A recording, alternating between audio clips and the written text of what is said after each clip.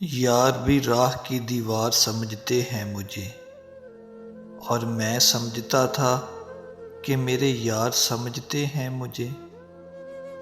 मरहम ना बन सकेगी कभी तेरी माजरत,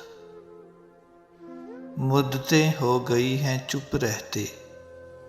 कोई होता तो हम भी कुछ कहते। बुरा तो हर कोई है जनाब, फरिश्ते ना तुम हो ना मैं हूँ। ये जो मैंने खुद को बदला है, ये मेरा तुझसे बदला है। पढ़ो खुद के खामोश लम्हों को, तुम भी एक किताब जैसे हो।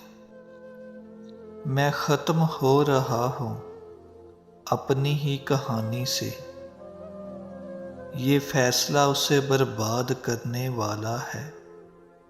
सुना है वो मुझे आज़ाद करने वाला है। जिंदगी अपनी थी और बर्बाद लोगों ने कर दी। रंग बोल उठेंगे चेहरे के, उससे मेरी बात करके देखना। सारे झगड़े ही जिंदगी तक हैं, कौन मरता है फिर किसी के लिए।